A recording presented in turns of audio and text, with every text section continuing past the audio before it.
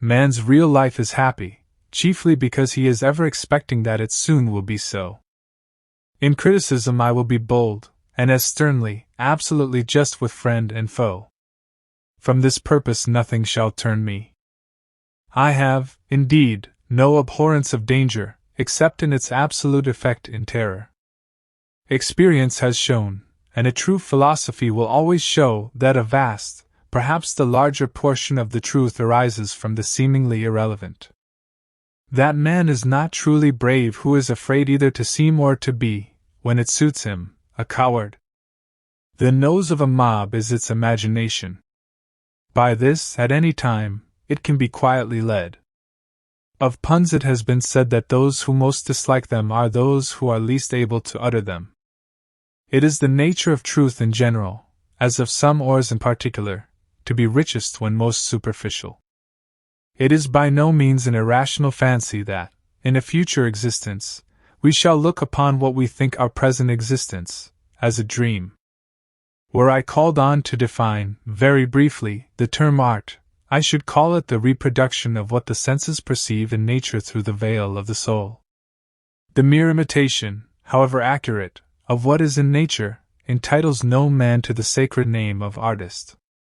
The true genius shudders at incompleteness, and usually prefers silence to saying something which is not everything it should be.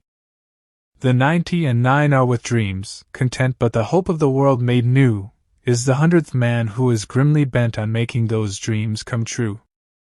If you wish to forget anything on the spot, make a note that this thing is to be remembered. That pleasure which is at once the most pure, the most elevating, and the most intense, is derived, I maintain, from the contemplation of the beautiful. To vilify a great man is the readiest way in which a little man can himself attain greatness. I have great faith in fools, self-confidence my friends call it. I have no faith in human perfectibility. I think that human exertion will have no appreciable effect upon humanity. Man is now only more active, not more happy nor more wise, than he was 6,000 years ago. With me poetry has not been a purpose, but a passion. The death of a beautiful woman is unquestionably the most poetical topic in the world. I am above the weakness of seeking to establish a sequence of cause and effect between the disaster and the atrocity. There is something in the unselfish and self-sacrificing love of a brute, which goes directly to the heart of him who has had frequent occasion to test the paltry friendship and gossamer fidelity of mere man. Once upon a midnight dreary, while I pondered weak and weary, they who dream by day are cognizant of many things which escape those who dream only by night. I would define, in brief, the poetry of words as the rhythmical creation of beauty. Science has not yet taught us if madness is or is not the sublimity of the intelligence. Stupidity is a talent for misconception. Beauty of whatever kind, in its supreme development, invariably excites the sensitive soul to tears. I became insane, with long intervals of horrible sanity. Deep into that darkness peering, long I stood there, wondering, fearing, doubting, dreaming dreams no mortal ever dared to dream before. We loved with a love that was more than love. It will be found, in fact, that the ingenious are always fanciful, and the truly imaginative never otherwise than analytic. In one case out of 100 a point is excessively discussed because it is obscure. In the 99 remaining it is obscure because it is excessively discussed. The generous critic fanned the poet's fire, and taught the world with reason to admire.